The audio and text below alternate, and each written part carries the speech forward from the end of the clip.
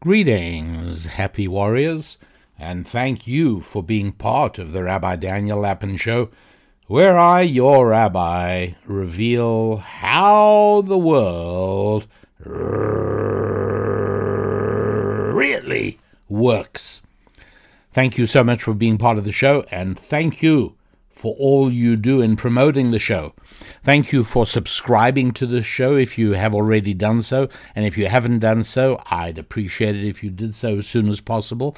Our subscription numbers are really, really important to us and make it a lot easier for us to deliver these podcasts to you on a regular basis each and every week. I was fortunate enough to be speaking in Dallas recently. I gave a Torah class at a congregation in Dallas called Or HaTorah, and I had a chance to do an appearance on the Glenn Beck show. He's based in Dallas, and I spoke at one of the most beautiful churches in the Dallas area, New Beginnings Church, under the inspired leadership of Pastor Larry and Pastor Tiz Huck, whom I've known for decades, actually. And so all of that was wonderful, and I was staying at a Hilton hotel. And you can imagine my surprise when, while I was preparing one of my speeches, I needed to quickly look up a verse, and so I did what I've always done, and that is, gone to the desk drawer, opened it, and pulled out a Gideon's Bible. I work more easily with the original in Hebrew, but that's more than good enough, and it usually solves the problem. I just needed to have a verse reference, look it up, and find it. To my astonishment, no Bible there at all. And so I called the front desk, and no, they don't have any Bibles. And I asked to be put through the office of the general manager. Anyway, no Bibles to be had. They thought maybe they could send one up, but they could not. All right. This has never happened to me before, so naturally, as I pointed out in a Lapin lens that we posted on the website rabbidaniellapin.com earlier in the week, I looked into the situation, and it turns out that as recently as 20 years ago, virtually all hotel rooms in America had Bibles. 97% of them is what they claimed. And I've certainly, I travel a fair bit. I never encountered a room without a Bible. But then I realized this has been starting to happen more and more. And so now it turns out 2024, and the percentage of American hotel rooms with a Bible is way down now, perhaps lower than 50%. I couldn't get an exact number, but that seems to be what it is. And I was curious as to how many Bibles the Gideons put out. And when I published the Lapin lens for you on the website, I wasn't sure. And in fact, I was skeptical that it could have reached 1 billion. As a matter of fact, the actual number is 2 billion, over 2 billion. That's how many Bibles have been placed by the Gideons since 1908, when the organization placed its first Bibles in a small hotel in 1908 in a small town called Superior in the state of Montana. And from there it's become this huge ministry, and I contribute to them. I think it's wonderful.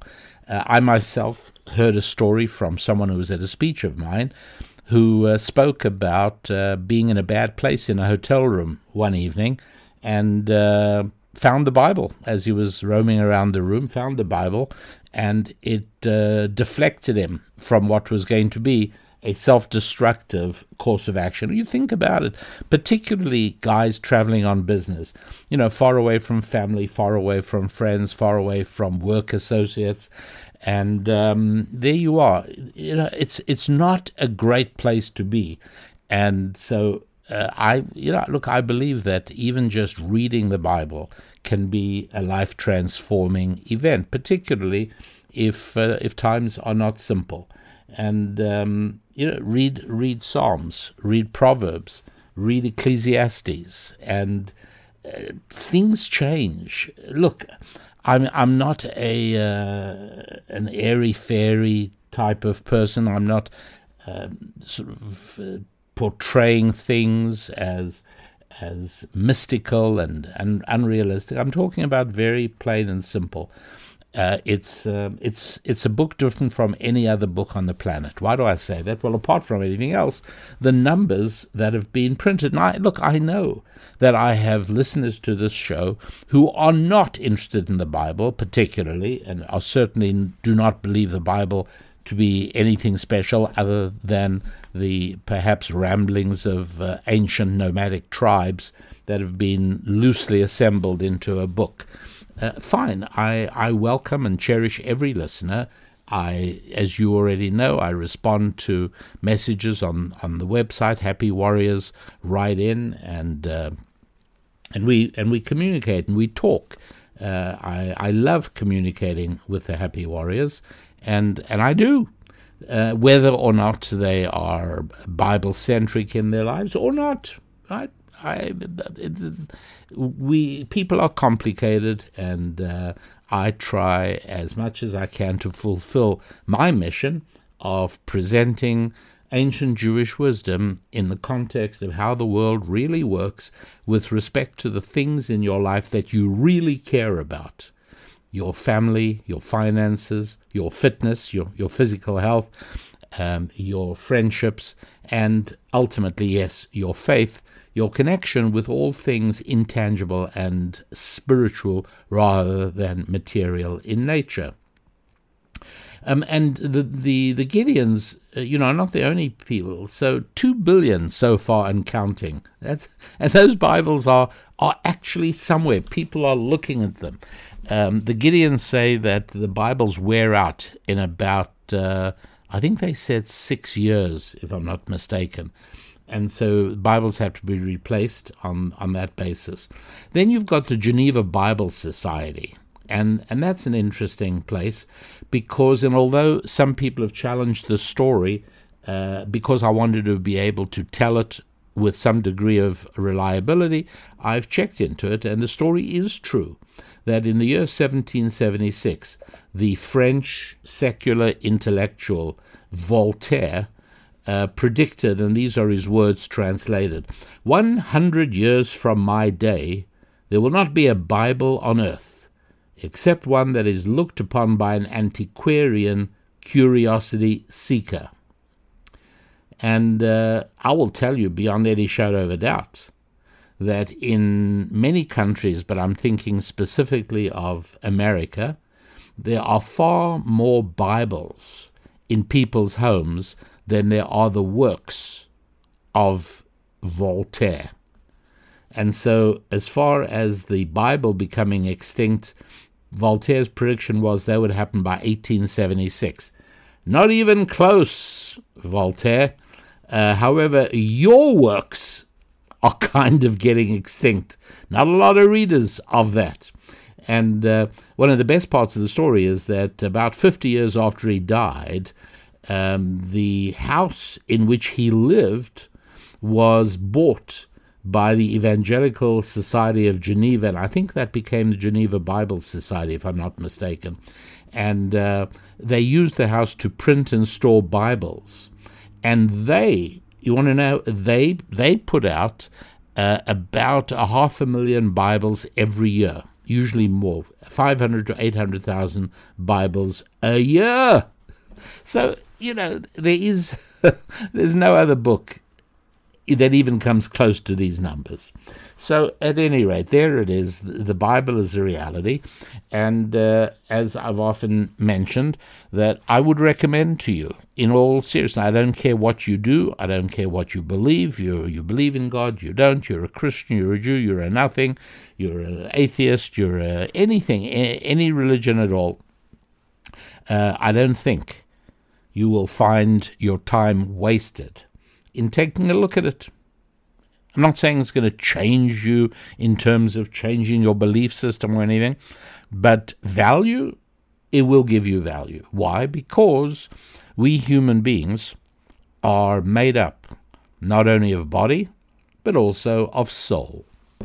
And we are motivated as much by soul as we are by body. I've explained that we all have a need for food and water and oxygen at the very least, but we also have a need for human dignity. That's a spiritual need, right? No animal has a need for dignity. It's unique to human beings. When human beings buy clothing, invariably you're being driven by a spiritual need, because there is very, very inexpensive utilitarian clothing available, and yet almost everybody buys clothing that's a little bit different. If I am going to give a speech and I appear in a suit and a tie, I can tell you that suit and a tie cost a whole lot more than a set of overalls. And I don't think I would be turned away at any venue because I show up in a pair of overalls. Right? I'm wearing a suit for an entirely spiritual reason. It's not because I'm cold. It's not because for any reason other than spiritual. We are spiritual. And we're also the only creatures that are capable of inflicting damage upon ourselves for spiritual reasons. Mountain climbing, crossing oceans in small boats. Well, I don't really think that's particularly dangerous.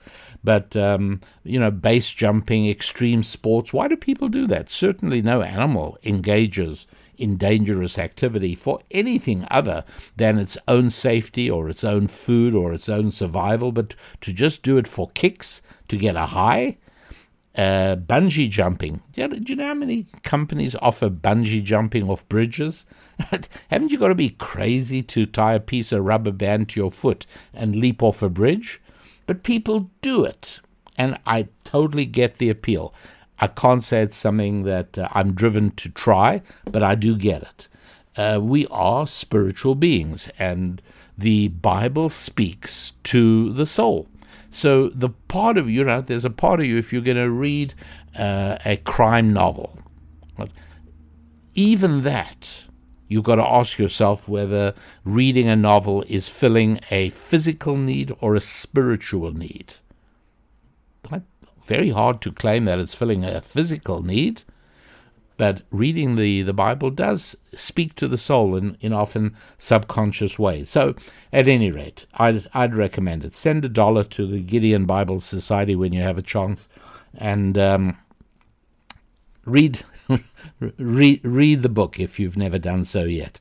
I know many of the listeners obviously have and done and do, but there are also many listeners who haven't and don't. So give it a shot, and you can thank me later.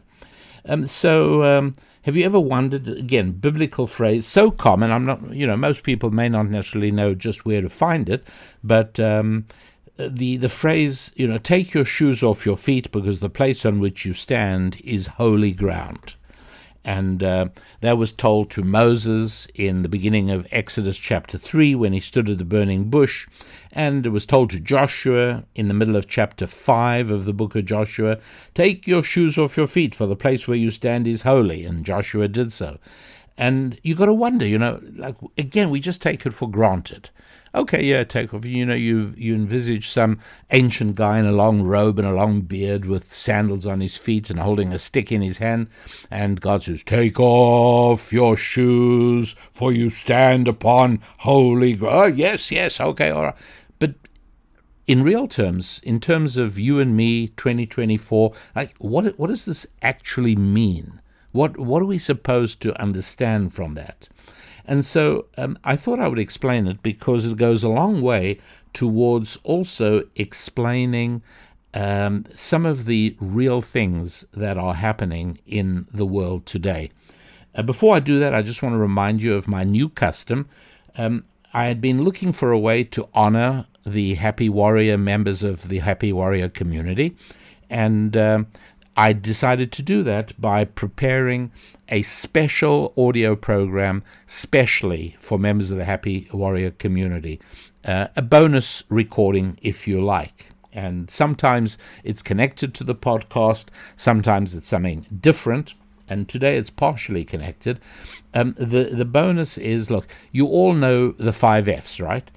You all know that the 5 central areas of your life are your family, your finance, your faith, your friendships, and your physical fitness. In other words, our lives are a complex amalgam of multiple relationships: how we relate to friends, how we relate to family members, how we relate to money and all the people associated with our monetary relationships, and how we relate to our own body, and of course how we relate to God and the world of the spirit, or perhaps only to the world of the spirit for many people.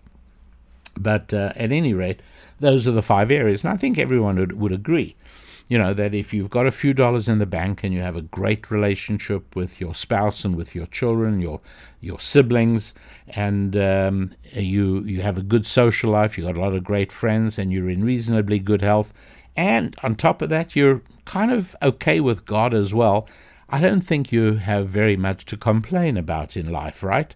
In fact, on the contrary, you have a great deal to be grateful for. And those are the 5 F's. And everybody, I think by now you probably know about that. You may even have already studied the handbook for developing the integration of your 5 F's. It's our book called The Holistic You. The Holistic You. Again, you can get that or read more about it if you'd like to first just look into it at RabbiDanielLapin.com, or of course on any on-site bookseller of your choice.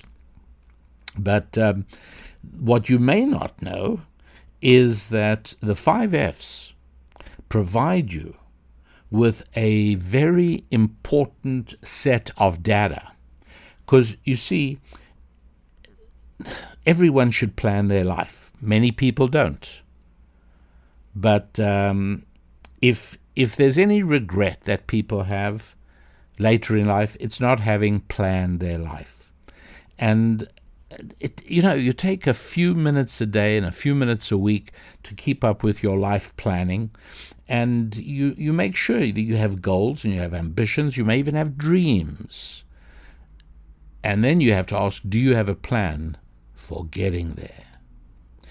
But once you've got a plan for getting there, it's a little bit like navigating, I've never forgotten the grand Lapin adventure of sailing from California to Hawaii on our sailboat Paragon, and I was the navigator, and there on a paper chart on the chart room on the chart table was a little small dot called the island of Hawaii and Honolulu, and that was our destination, and the only way to do that is to make sure that every day you have the boat pointed in the right direction.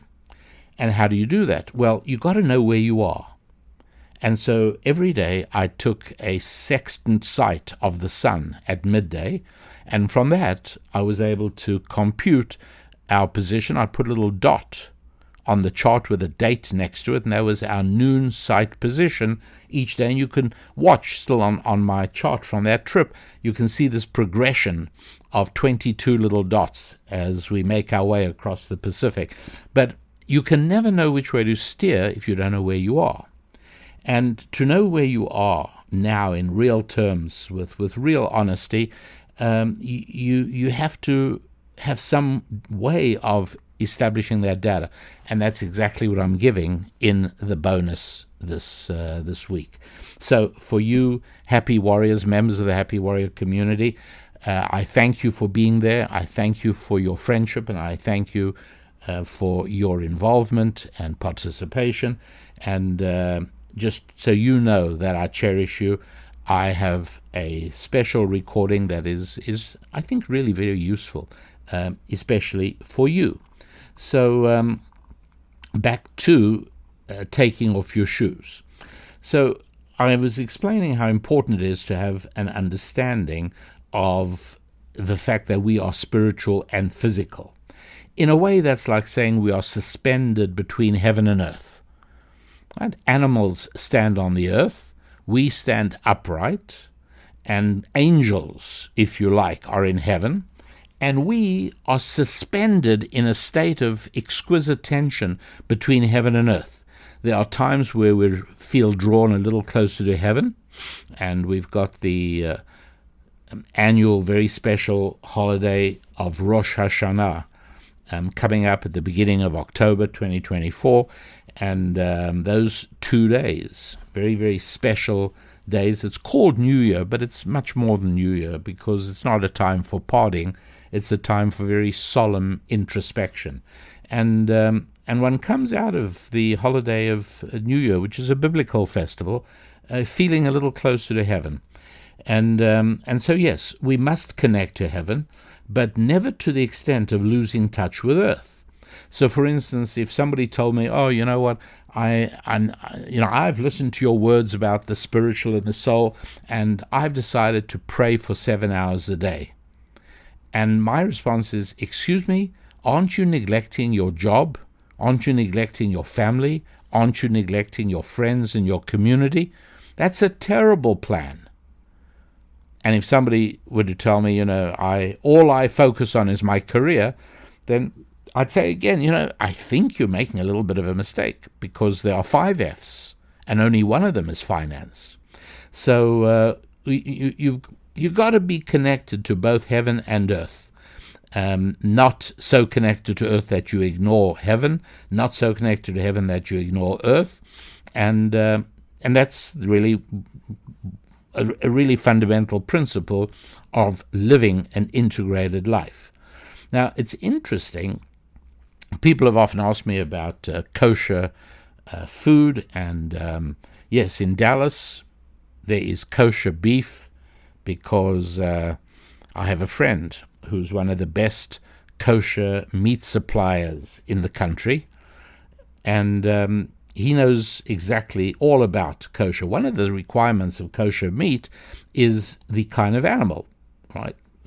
The biblical laws of kosher food do not allow certain animals.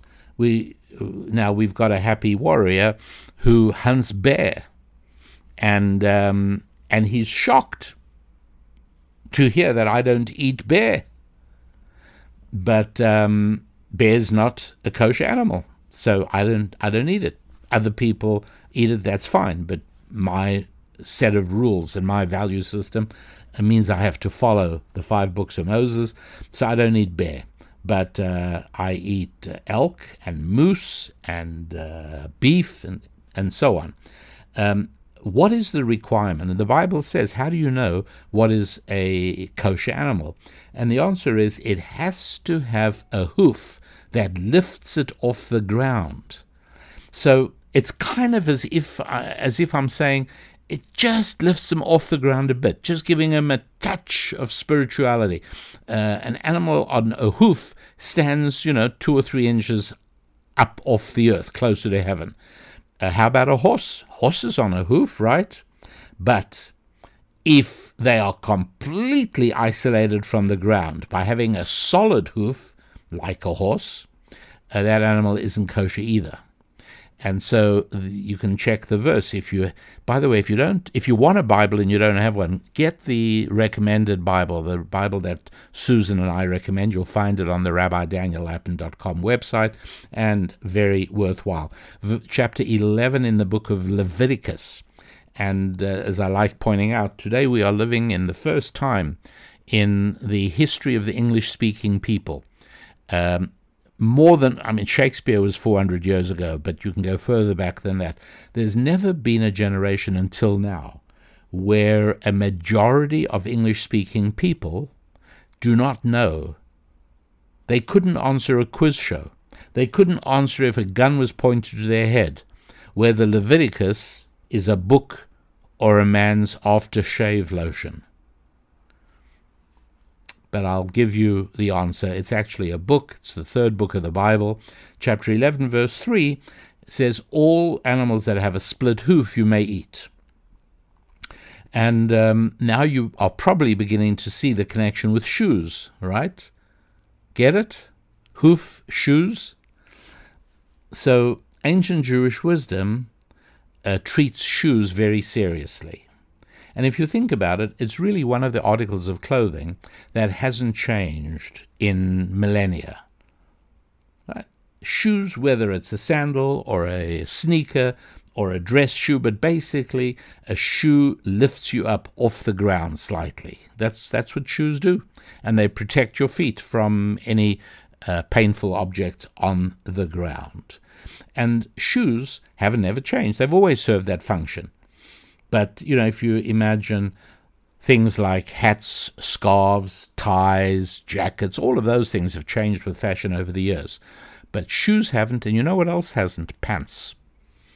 Right? An article of clothing with basically 3 holes, one that your trunk fits into and 2 for your legs, and you pull it up and conceals the bottom section of your body from which you excrete and genitalia. So pants and shoes haven't changed very much. But sticking with shoes, you'll see what the concept here is. We all of us, mustn't be too close to heaven, disconnected from reality, nor must we be so anchored to the earth that we're incapable of soaring to spiritual heights. Instead, we live in between heaven and earth, within reach of both, but chained to neither. So we wear shoes. But what happens? What happens when somebody's in the presence of God? Like Moses at the burning bush, and like when God spoke to Joshua. So at that point, the spiritual impact is so powerful that it runs the risk of utterly detaching you from the earth. So take off your shoes and anchor yourself firmly to the earth. It's a way to do it. And some people take off their shoes every time they worship God. Jews don't do that, and I don't believe Christians do. Muslims may, I'm not 100% sure, but Muslims may take off their shoes before they go into a mosque to pray. But you take off your shoes in order to make sure you don't fly away to the heavens in spiritual euphoria, and that you do remain in touch. So there it is, heaven and earth, the spiritual and the physical, and I think that the awareness of the spiritual and the connection to the spiritual is perhaps one of the key aspects of today's chief culture clash in the world. Namely, is there a spiritual reality or isn't there? I'd like you to listen to these words by a very interesting scientist, a geneticist called Richard Lewontin. He died in 2021. He was very secular. He claimed to be an atheist, and of course, not surprisingly, he was of Jewish ancestry. And hear the words, stunning honesty and candor. It's so important to hear these words from a distinguished and acknowledged scientific great. Here's what he writes. Our willingness to accept scientific claims that are against common sense is the key to an understanding of the real struggle between science and the supernatural.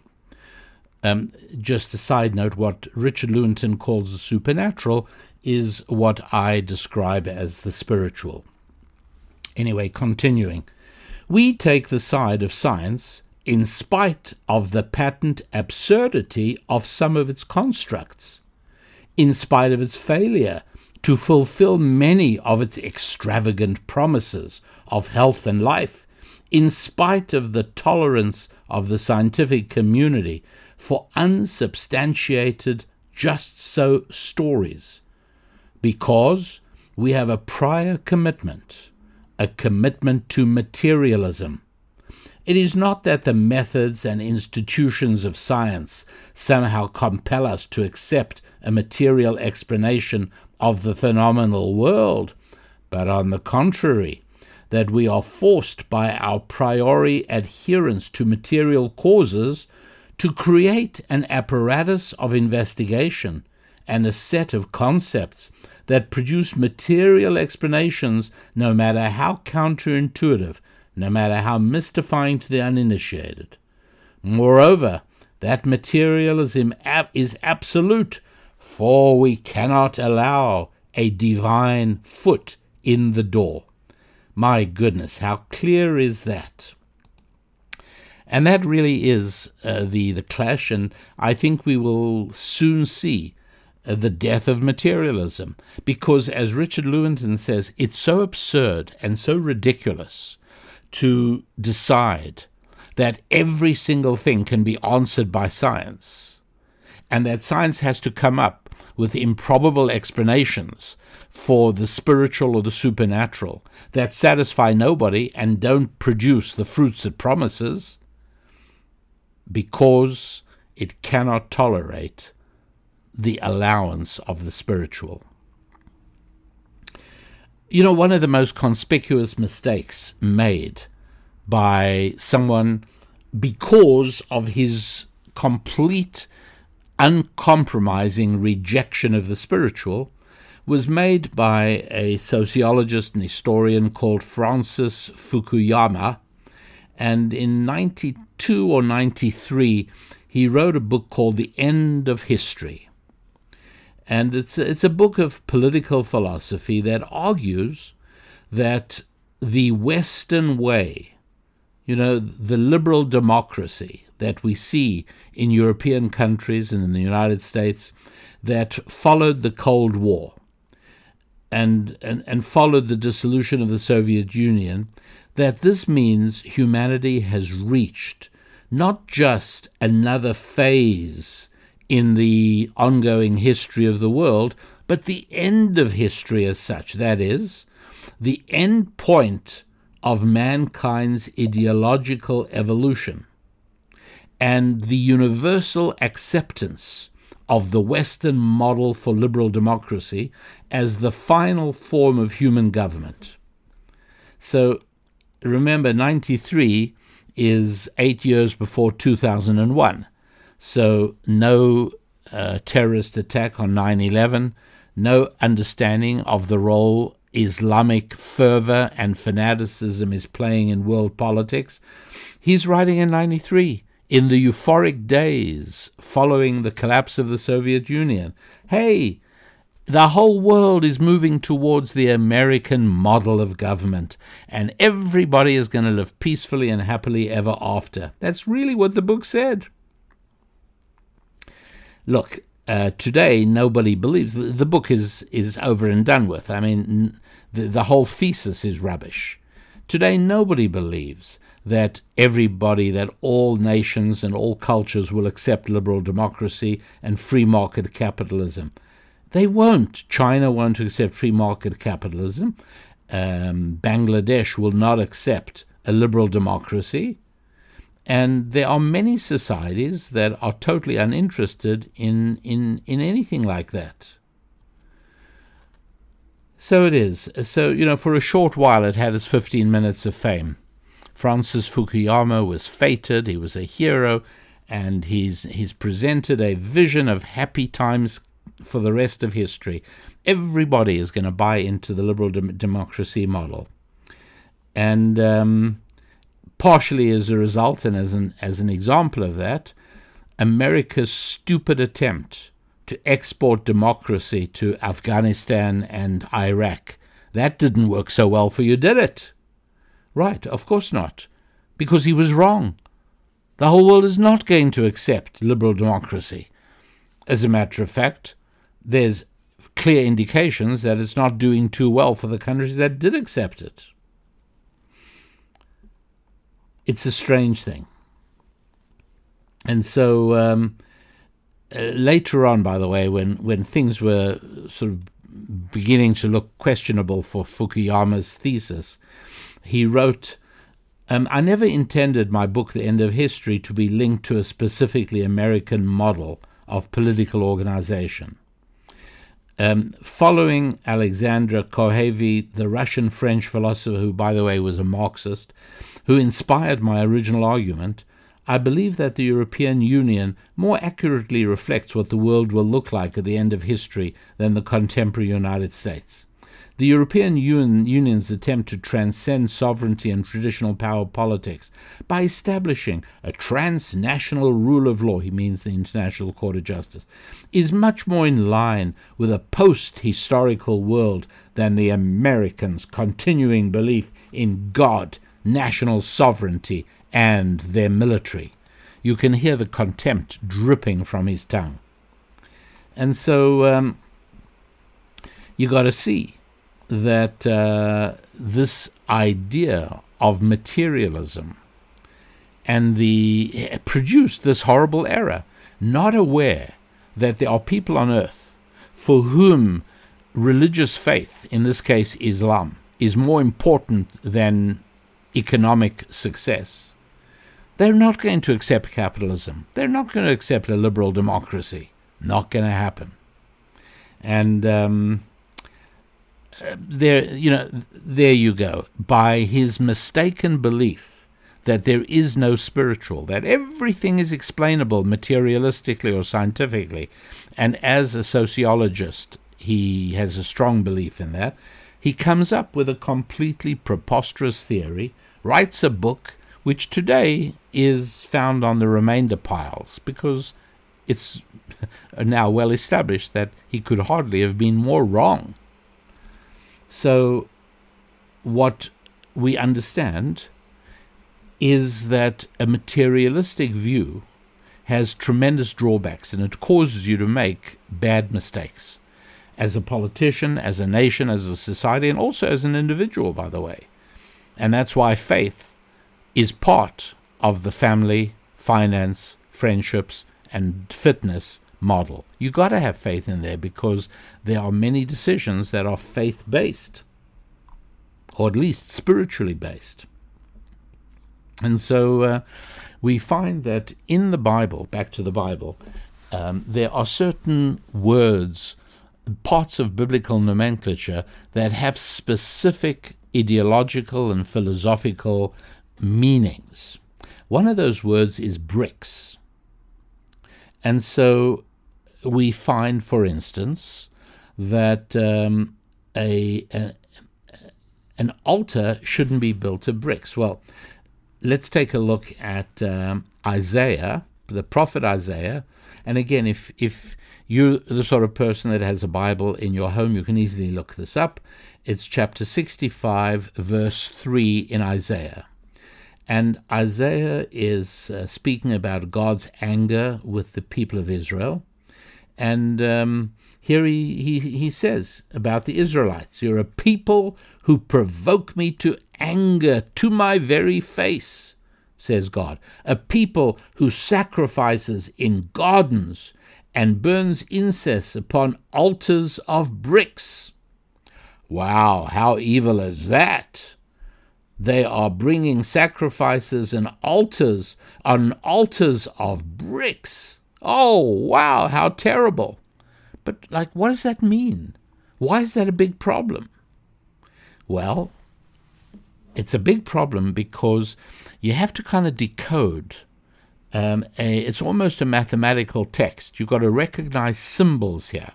And bricks is a symbol of something really important that Isaiah the prophet is talking about.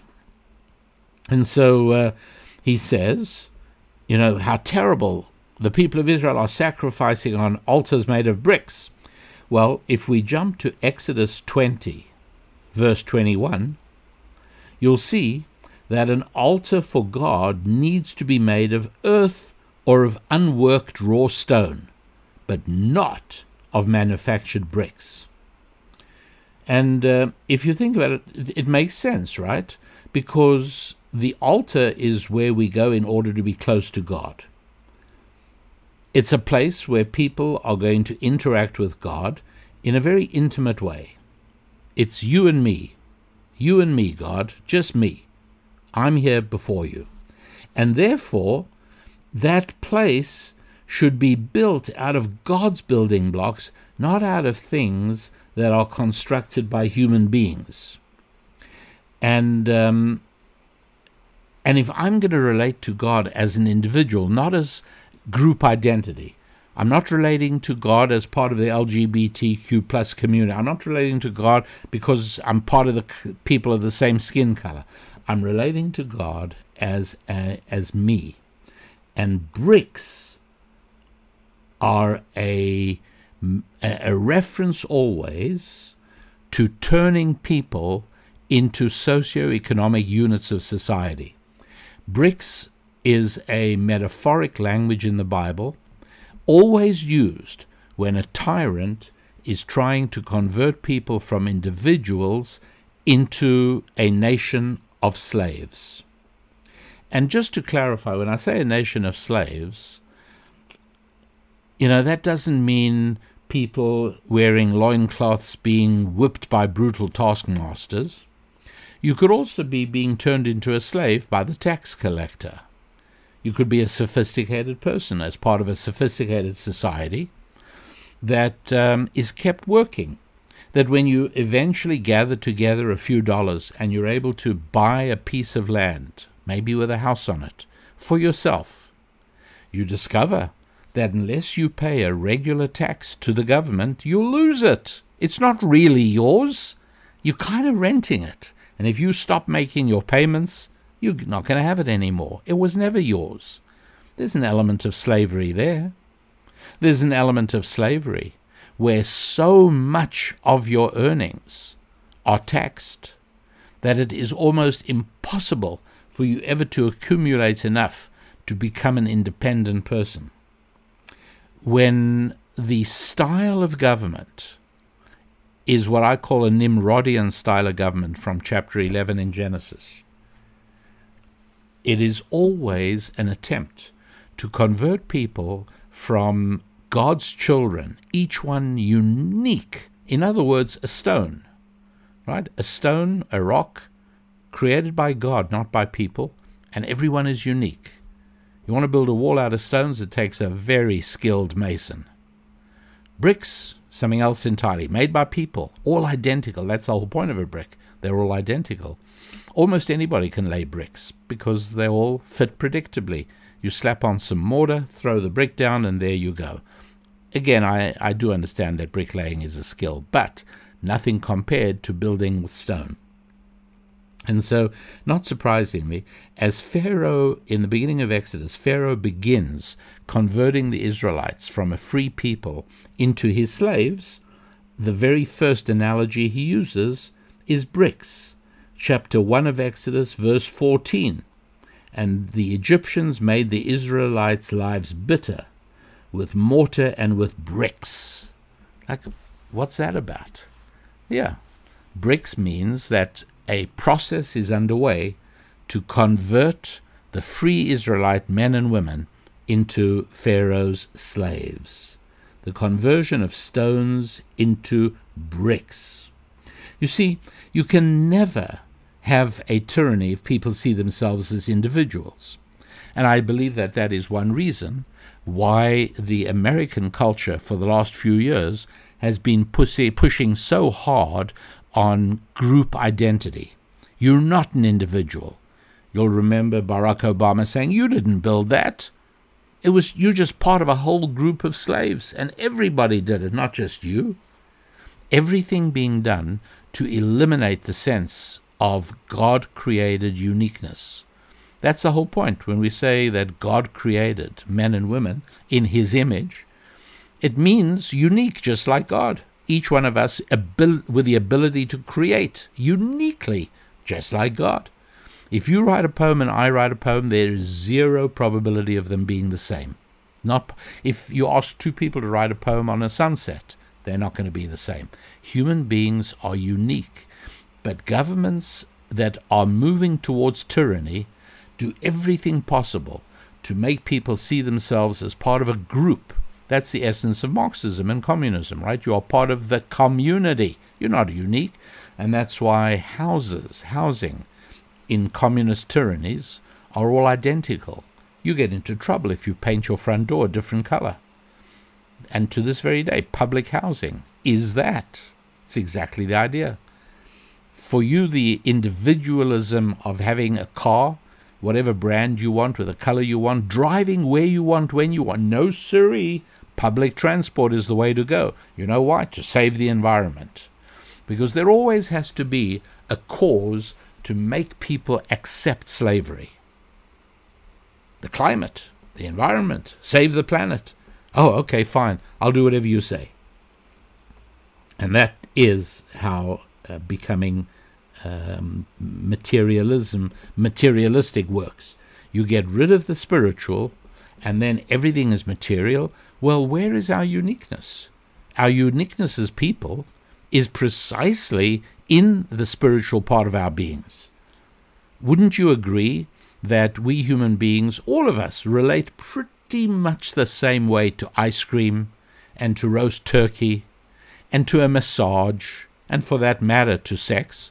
We all relate to physical stimuli pretty much the same way. But our thoughts, we all have our own individual thoughts. And what we think about a specific thing is quite different. That's why one of the joys of being married is being able to say to your spouse, what do you think about that? And it's going to be something quite different and fresh from the way you were thinking about it, because it is in our souls and our spirits that our uniqueness is found. And so a government intent on tyranny does everything possible to strip away the spiritual, leaving only the physical. And once people are only physical, their resemblance to one another can be emphasized, and they can be turned away from stones and into bricks. That's pretty grim, isn't it? I mean, that is grim and sad, but it is very much a real thing, and it's unavoidable unless faith is kept alive, strong in that society. The bonus for the special bonus program for Happy Warriors, and thank you for being part of the Happy Warrior community. It's about the 5 F's, and everybody knows about the family and finance and fitness and friendship and faith. And everybody knows that the way to have a successful life is to plan your life and to write down on a daily basis and a weekly basis, how am I closer to my goal? This is the goal. I know what it is. This is where I want to get to in each of those areas.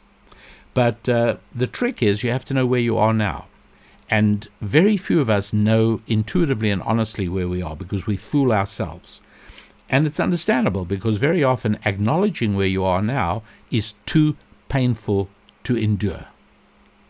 To be able to say, yeah, I failed, I've wasted the last 6 years, here is where I am, and I'm nowhere near where I want to be or where I should be, and it's hard. And so we spin stories to ourselves.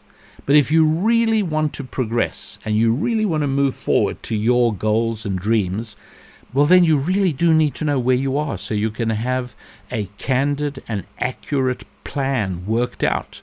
Because if you try and work out a plan, a program, a roadmap to take you from a place to your goal, but that place isn't where you are, it's quite useless, right?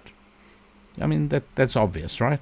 If you're in New York and you want to get to Chicago, but you convince yourself that you are really in St. Louis, well, that's a totally different journey, and you're not going to do it right.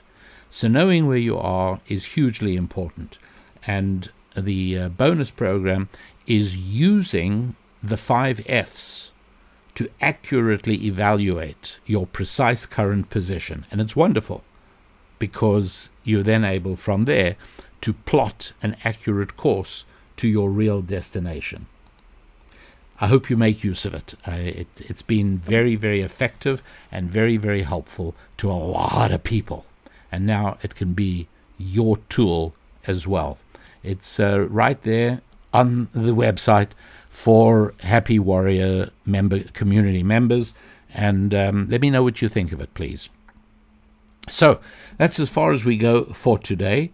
And it is time for me, reluctantly, you can hear I'm reluctant to part, but I have to say goodbye to you. And until another week, I want to wish you good journeys in your success journey towards fulfillment in your finance and your faith in your family, your friendships, and your fitness.